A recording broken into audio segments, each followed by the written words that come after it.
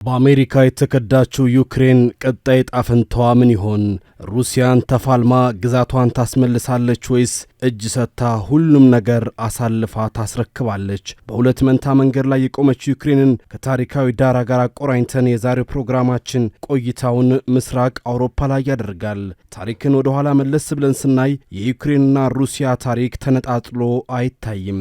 ሁለቱም አንድ ህዝቦች፣ አንድ ቤተሰቦች ነበሩ። በርካታ ጊዜያትን በአንድ ሀገርነት በአንድ ህዝብነት ያሳለፉ ከእምነት እስከ ዘር ከስልጣኔ እስከ ሀገረ መንግስት ያልተነጣጠሉ አንድ ህዝቦች፣ ዝርያቸውም አንድ የስላቭ ዝርያ ናቸው። በምንም የማይለያዩ የአንድ ዘር ግንዶች፣ ቋንቋቸውም አንድ ሊባል የሚችል ነው። ዩክሬንኛም ሩሲያኛም በጣም የሚቀራረቡ የአንድ ቋንቋ ቤተሰብ ናቸው። ሃይማኖታቸውም በብዛት ተመሳሳይ ነው። ሁሉም በዋናነት የኦርቶዶክስ አማኞች ናቸው። የኦርቶዶክስ ሃይማኖትን የተቀበሉትም በ11ኛው ክፍለ ዘመን በባይዛንታይን ኤምፓየር አማካኝነት ነው። የመጀመሪያው የሩሲያ ኤምፓየር የተመሰረተውም የአሁኗ ዩክሬን ኬቭ ላይ ነበር። የኤምፓየሩ ስም ኬቫን ሩስ ይባል ነበር። መስራቹ ደግሞ ቭላዲሚር ቀዳማዊ። ቭላዲሚር ቀዳማዊ ወይንም ታላቁ ቭላዲሚር ክርስትናን ሲቀበል ክርስትና የዩክሬንም የሩሲያ ወይም የኬቫን ሩስ ኦፊሴላዊ ሃይማኖት ሆነም። ቭላዲሚር ክርስትናን የተቀበለው ከኦርቶዶክሱ የባይዛንታይን ሮም ኢምፓየር ስለሆነ ሃይማኖታቸውም ኦርቶዶክስ ክርስትና ሊሆን ችሏል። የኬቫን ሩስ መንግስት በከፍታ ላይ የተጓዘና ከአውሮፓ ሀያላን አንዱ ሆኖ እየተጓዘ ሳለም የሞንጎል ወረራ ተከሰተም። ሀያሉ የሞንጎል ጦር የሩሶችን ጦር ሰበረው። ሞንጎሎች የሩሲያን ጦር ከሰበሩ በኋላ ከተሞችን እያወደሙ ዜጎችንም እያቃጠሉ ወደ ሞስኮ ገሰገሱ። የሞስኮ ጳጳሳት የጸሎት አዋጅ አወጁ። እግዚአብሔር ሆይ የመጣብንን መከራ መልስልን እያሉ በስግደትም በጾምም ቀናትን ውለው ሌሊታትን አነጉም። መላ አልተገኘም። ሞንጎሎች ሞስኮ ደረሱ። ከተማዋን እንዳልነበረች እንዳልተፈጠረች አደረጓት። የያኔዋ ትልቋ ከተማ ኬቭ፣ ሞስኮ፣ ክሩስክ፣ ቭላድሚር፣ ኮሎምና ወዘተ እንዳልነበር ሆኑ። ከዚያ በኋላ ሞንጎሎች በኋላም የቱርክ ታታሮች ሩሲያን ለ250 ዓመታት ቀጥቅጠው ረግጠው ገዟት። ሞንጎሎች ምስራቅ አውሮፓን እንደገና ሰሯት። እነሱ ከመጡ በኋላ ግን ግዛቱን ለሶስት ከፈሉት፣ ሩሲያ፣ ቤላሩስና ዩክሬን ብለው። በዚያ የተከፋፈሉት ዩክሬኖች የተለየ ባህልና ቋንቋን ማዳበር ጀመሩም። ከ250 ዓመታት በኋላ የሞንጎሎችን መዳከም ተከትሎ የሩሲያ ኢምፓየር ማንሰራራት ጀመረም። ራሱን ከሞንጎል ነፃ ካወጣ በኋላ የቀድሞ ግዛቶች አካል የነበሩትን ዩክሬንን መጠቅለል ፈለገም። ዩክሬኖች ትክክለኛ የኬቫን ሩስ ወራሾች እኛነን ሲሉ፣ ሩሲያዎችም እኛነን ይሉ ነበር። ይሁን እንጂ ከዩክሬኖች ይልቅ ሩሲያዎች ጠንካራ መንግስት መገንባት ቻሉ። በተለይም ታላቁ የሩሲያ ንጉሥ ፒተር ዘግሬት ሀያል ጦር በመገንባት ከአውሮፓ እስከ ኦቶማን ኢምፓየር የጊዜውን ሀያላኖች መፋለም የሚችል አቅም መገንባት ችሎ ነበር። እናም ይህ ሀያል መሪ ዩክሬንን በመጠቅለል ሀገር ሆነው ተዋሃዱም። ሩሲያ በ17ኛው ክፍለ ዘመን ላይ ዩክሬንና ክሬሚያን የጠቀለለች ግዙፍ ሀገር ሆነች። አብረው ሆኖ በርካታ ዓመታትን ካሳለፉ በኋላ በ1917 ተለያዩ። የመለያየታቸው ምክንያት ደግሞ የ1917ቱ ቦልሼቪክ የሶሻሊስት አብዮት ነበር። አብዮቱ የፈነዳው በሩሲያ የዘውዳዊ አገዛዝ ላይ ሲሆን ሶሻሊዝምነትም በማወጅ የሩሲያን መንግስትን መሰረተም። በአብዮቱ ምክንያት ዩክሬን ስትገነጠል ሩሲያም ከአንደኛው የዓለም ጦርነት ወጣች። ይሁን እንጂ ዩክሬን ተገንጥላ ብዙ አልቆየችም። ከ5 ዓመት በኋላ በ1922 መልሳም ከሩሲያ ጋር ተዋህዳ ሶቪየት ህብረትን መሰረቱም። በሌኒን የሶሻሊዝም ሐሳብም የሶቪየት ህብረት በዩክሬንና ሩሲያ እንዲሁም ሌሎች የስላቭ ሀገራት ጥምረት ተመሰረተም። ዩክሬንም የሶቪየት ህብረት መስራች ሆነች። ይሁን እንጂ በዩክሬኖችና መቀመጫውን ሞስኮ ባደረገው የስታሊን መንግስት መካከል ግጭቶች ቀጠሉም። እናም ስታሊን የዩክሬንን ህዝብ ለመቅጣት ወሰነም። በረሃብ ስታሊን ከ1932 እስከ 1934 ዩክሬንን ቆልፎ በረሃብ ፈጃት። በረሃቡም እስከ 4 ሚሊዮን ዩክሬናውያን እንደሞቱ ይነገራል። ዩክሬንና በርካታ ሀገራት ያንን ክስተት የዘር ማጥፋት ወይም ጄኖሳይድ ሲሉት፣ ሩሲያ ግን ክሱን አሁንም ታስተባብላለች። ከሁለተኛው የዓለም ጦርነት በኋላ በከፍተኛ መስዋዕትነት ድል አድርጋ የወጣችው ሶቪየት ህብረት እስከ 1991 ድረስ ከዩክሬን ጋር በአንድ ህብረት ቀጠሉም። በመካከላቸው ከፍተኛ የሆነ የኢኮኖሚና ወታደራዊ ውህደት ተፈጥሮ በርካታ የኒውክሌር የቦምብ ጣይ አውሮፕላኖች ፋብሪካዎች፣ ጣቢያዎችም በሁለቱም ግዛቶች ተስፋፉም። ይሁን እንጂ በ1991 በተከሰተው የሶቪየት ቀውስ ሶቪየት ህብረት ወይም ሩሲያ መልሶ መሰነጣጠቅ ገጠማት። የዩክሬን ህዝብም 90 በመቶ በሆነ ህዝበ ውሳኔ ከሩሲያ መገንጠልን ደገፈም።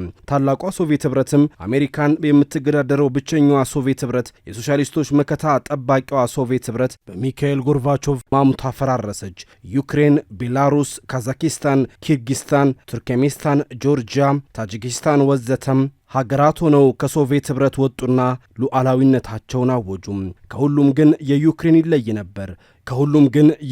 ይለይ ነበር። ዩክሬን ከሩሲያ ጋር አንድ ከመሆኗም ሌላ የኒውክሌር መሳሪያዎችንና እነ ዛፖሮዥያን፣ ቸርኖቪልን የመሳሰሉ የኒውክሌር ጣቢያዎችን፣ አንቶኖቭ አውሮፕላን አምረቻዎችን፣ ቦምብ ጣይ ስትራቴጂክ ቦምበሮችን የታጠቀች መሆኗ የዩክሬን መለየት እንደሌላው የሚታይ አልነበረም።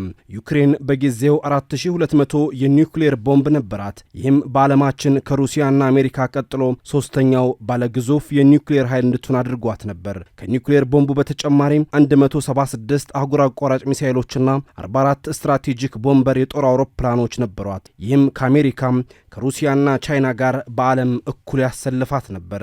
ግና ዩክሬን ከዛሬ 30 ዓመት በፊት በታሪክ ትልቁን ውሳኔ አሳለፈች። ከእነርሱ ውጭ ያለ ሀገር የኒውክሌር ቦምብ እንዲኖረው የማይፈልጉት አሜሪካ፣ ሩሲያና እንግሊዝ ዩክሬንን የኒውክሌር ቦምቦች አህጉር አቋራጭ ሚሳኤሎችን ለሩሲያ እንድታስረክብ አደረጓት። ያ ስምምነት የቡዳፔስት ስምምነት በመባል ይታወቃል። በስምምነቱ መሰረት ዩክሬን ያሏትን ከ4000 የሚበልጡ የኒውክሌር ቦምቦች፣ ሚሳኤሎችና ቦምበር አውሮፕላኖችን ለሩሲያ ስታስረክብ በምላሹ ሩሲያ፣ አሜሪካና እንግሊዝ የዩክሬን ሉዓላዊነት፣ የግዛት አንድነትና ደህንነት ሊጠብቁ ከሚቃጣባት የትኛውም ወረራ ሊመክቷት ተስማሙም። እናም ዩክሬን ሀገራቱን ተማምና ከሶስተኛዋ ግዙፍ የኒውክሌር ባለቤትነት ወደ ኒውክሌር አልባ ሀገርነት ተሸጋገረች። ዩክሬን ገለልተኛ ሀገር ልትሆንና የጦር መሳሪያ አቅርቦቷንም ከሩሲያ ልታሟላ ስምምነት ፈረመች። የዩክሬን ሉዓላዊነትና ደህንነት ለማስጠበቅም ሩሲያ፣ አሜሪካና እንግሊዝ ዋስትና ሰጡ። ጠበቃ ሊሆኗት ግዛቷንም ማንም ላይነካ ተማማሉም። ይሁን እንጂ የዩክሬን ፖለቲካ ለሁለት መሰንጠቅ ሲጀምር ጊዜ አልፈጀበትም። ሩሲያ ዘመምና ምዕራብ ዘመም ሆኖም በ2004 በዩክሬን በሩሲያ ዘመሙ መንግስት ላይ ከፍተኛ አብዮት ተነሳም። ተቃውሞም የብርቱካናማው አብዮት በመባል ይጠራል። ይህን ተከትሎም ሩሲያ በዩክሬን የእርሷ አጋር መንግስትን ለመጠበቅ እጇን ታስገባ ጀመር። የዩክሬን ህዝብ በምዕራቡ በኩል ምዕራባውያን ወይም አውሮፓ ዘመም ሲሆኑ፣ ምስራቁ ደግሞ ሩሲያ ዘመም እንደሆኑ ይነገርለታል። ሩሲያ ዩክሬንን የምዕራቡን ጎራ እንድትቀላቀል ሳትፈቅድ ቆይታለች። ጸረ ሩሲያ የሆነው የዩክሬን የፖለቲካ ክፍል ደግሞ ዩክሬንን የኔቶና የአውሮፓ ህብረት አባል ለማድረግ ሲታገል ቆይቷል። በ2003 በሩሲያ ዘመሙ የቪክቶር ያኑኮቪች መንግስት ላይ ከፍተኛ ተቃውሞ ተነሳና ፕሬዝዳንቱም ስልጣናቸውን ጥለው ተወገዱም። በዚህ የተበሳጨችው ሩሲያ ክሬሚያን በመውረር ምላሽ ሰጠች። ዩክሬን የሩሲያን ወረራ መክታም ክሬሚያን ለማዳን ብትሞክርም የሩሲያን ጠንካራ ጦር መቋቋም ባለመቻሏ ግዛቷን አስረከበች። በዚህ የተደናገጠችው ዩክሬንም ኔቶን አባል አድርገኝ የሚሉት ወታዋን አጠናክራ ቀጠለችበት። ሩሲያ ግን በክሬሚያ ብቻ ልትረካ አልቻለችም። ይልቁንስ ሩሲያ ዘመን በሆነው የምስራቁ ዩክሬን ክፍል ታጣቂዎችን በማደራጀትና በማስታጠቅ ዩክሬንን ትወጋ ጀመር። ከ2014 እስከ 2022 በተደረገው ውጊያም ዩክሬን ከሉሃንስክና ዶኔስክ አማጽያን ጋር ከፍተኛ ትግል ስታደርግ ከረመች። ይህ በእንዲህ እያለ ነው ታዲያም ሩሲያ ዩክሬንን ለመውረር ዝግጁ መሆኗን በደህንነት መስሪያ ቤታቸው በኩል መረጃ የደረሳቸው ምዕራባውያን ሩሲያ ወረራውን እንዳትፈጽም መወትወት የያዙት። በ2022 በሩሲያ የሚደገፉት የሉሃንስክና ዶኔስክ ግዛቶች ህዝበ ውሳኔ አካሄዱና ከዩክሬን ተገንጥለን ሀገርነትን መስርተናል አሉ። ይህንን ዩክሬን ውድቅ በማድረግ ሉዓላዊነቷን ለማስጠበቅ ትግል ማድረግ ቀጠለች። ሩሲያ ቀጠለችና የሉሃንስክና ዶኔስክ ወንድም እህቶቻችን ከዩክሬን ጥቃት እንድንታደጋቸው ጥሪ ያቀርበውልናል በማለት ጦሯን ዩክሬን ላይ አዘመተች። የተፈራው ጦርነት ተጀመረ። ምዕራባውያን በማዕቀብ በዓለም አቀፍ ማግለል ሩሲያን ቢያስፈራሯትም ሩሲያ ልትሰማ አልቻለችም። ሉሃንስክና ዶኔስክን አመካይታ መላ ዩክሬን ለመጠቅለል ያሰበችው የቭላዲሚር ፑቲኗ ሩሲያ በጦርነቱ መጀመሪያ ፈጣን ድል ብታገኝም እየዋለ እያደረግን ጦሯ ወደፊት ከመሄድ ይልቅ ወደ ኋላ ይድህ ጀመር። ኬቭ ሊገባ ጫፍ ደርሶ የነበረው የሩሲያ ጦር በምዕራባውያን ከፍተኛ እገዛና የደህንነት ድጋፍ ከቱርክ እስከ ጃፓን በዘለቀው መሳሪያ አቅራቢነት ዩክሬን በሩሲያ ላይ የመልሶ ማጥቃትን በመክፈት ግስጋሴውን ገታቸውም። ሩሲያ ያው ሩሲያ ናት። ተዋግታ የማይደክማት ተላልቃ የማትዝል ያሰበችበትን ካላሳካች የማትመለስ የጦረኞች ሀገር። እናም ወደ ኋላ ተሰባ መሰረቷን አጠናክራ እንደገና መዋጋቷን ቀጠለች። ሴንቲሜትር በሴንቲሜትር የሚደረግ እጅግ አስተላላቂ ውጊያም፣ ለእያንዳንዱ ወታደር አንዳንድ ትናንሽ ድሮኖች የሚላክበት ከሁለተኛው ዓለም ጦርነት በኋላ የታየው ግዙፉ ውጊያም። ሁለቱ ሀገራት ተላለቁ። ከሁለቱም በኩል በሚሊዮኖች የሚቆጠሩ ወታደሮች ያለማጋነን ረገፉም። በጦርነቱ የምዕራባውያን በተለይም የአሜሪካ የደህንነት የሳተላይትና የተራቀቁ መሳሪያዎች ድጋፍ ከፍተኛው ሚዛን ደፋ። ሩሲያ ዩክሬንን የሚያስታጥቁ ሀገራት የምታስጠነቅቅም የሩሲያን አቅም የተፈታተኑት ምዕራባውያን ማስታጠቃቸውን ቀጠሉበት። እናም የዩክሬን አቅም እየፈረጠመም በሩሲያም ላይ ጭምር ጥቃት መፈጸም ጀመረች። በተለይም 3-4 ክስተቶች ለሩሲያ ትልቅም አስደንጋጭም ነበሩ። የመጀመሪያው ዩክሬን የሩሲያን የጥቁር ባህር ኃይል ፍሊት በማጥቃት የሩሲያን ሰንደቃዥ ሞስኮቫ መርከብን ስታሰጥም፣ ሁለተኛው የሩሲያ የጦር አመራሮች ሞስኮ ድረስ ስትገድል፣ ሶስተኛውም የሩሲያን ኩርስክ ግዛት ስትወርና አራተኛውም ታይቶ በማይታወቅ ኦፕሬሽን የሩሲያን 40 ቦምበሮቿ ወደመችበት ክስተት ነው። ሩሲያ ግን ሁሉም ተቋቁማ አሁንም በወረራዋ ቀጥላለች። ይህ እንዲህ እያለ ቀጥሎ ነው ሩሲያ ወዳድ ዩክሬን ጠል እንደሆነ የሚነገርለት ዶናልድ ትራምፕ የአሜሪካ ፕሬዝዳንት ሆኖ የመጣው። እናም አሜሪካ የቀድሞ ድጋፏን ትታ ዩክሬን ላይ ልምጯን ታሳርፍ ጀመር። ትራምፕ የዩክሬኑን ፕሬዝዳንት ቮሎዲሚር ዜሌንስኪን ዋይት ሃውስ ድረስ ጠርቶ ያዋረደበት ክስተት ለዩክሬን አሳማሚው ክስተት ተብሎለታል። ዜሌንስኪን እንዲያ ሲያመናጭቅ በአመራሮቹ ፊትም ሲያዋርደው የታየው ትራምፕ ዩክሬናውያንም አውሮፓ ሀገራትንም አስደንግጧል። ዜሌንስኪ ግን ያን ውርደት ጥጥት አድርጎ ተቋቁሞታል። አሁን ላይ አሜሪካ የተኩስ አቁም ስምምነት የሚል ሐሳብ ይዛ ቀርባለች። ከዚህ በፊት ያደረገቻቸው የተኩስ አቁም ጥረቶች ያልተሳኩላት አሜሪካ አሁን ላይ ያቀረበችው የተኩስ አቁም ደግሞ ለዩክሬንም ለአጋሮቿም የበለጠ አስደንጋጭ ሆኗል። የተኩስ አቁሙ ዝርዝር ዩክሬን የጦር ኃይሏን እንድትቀንስ፣ ሩሲያ የያዘቻቸውን ግዛቶችም የሩሲያ ሆነው እንዲቀጥሉ እንድታጸናም የሚጠይቅ ነው። የኔቶ አባልነቱንም ውሃ ቸልሶበታል። ይህ ደግሞ ዩክሬንን ማስደንገጡ አልቀረም። ተከዳን ያለችው ዩክሬን አሁን ሁለት አማራጭ አላት። የመጀመሪያው የአሜሪካ ተኩስ አቁምን መቀበል፣ አለበለዚያም ያለ አሜሪካ ድጋፍ መዋጋት። ሁለቱም መራርና ዋጋ የሚያስከፍሉ ውሳኔዎች ናቸው።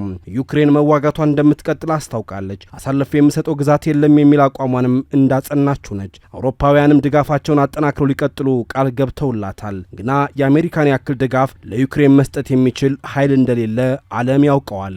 ዶናልድ ትራምፕ ይህ ውሳኔ ዩክሬን ግዛቷን የሚያሳጣት ነው፣ በአንጻሩ ግን ሩሲያን የሚጠይቀው ግዴታ የለም። ለመሆኑ ለምን ሩሲያ ሲሆነ ነገር እንድታጣ አይደረግም ተብሎ ሲጠየቅ የሰጠው ምላሽ አንድ ነው። ሩሲያ ሌሎች የዩክሬን ግዛቶችን እንድትይዝ መደረጓ ለእርሷ እንደ ማጣት ነው የሚል ነው። በአሁኑ ሰዓት ከ25% በላይ የዩክሬን ግዛት በሩሲያ ቁጥጥር ስር እንደሚገኝ መረጃዎች ያሳያሉ።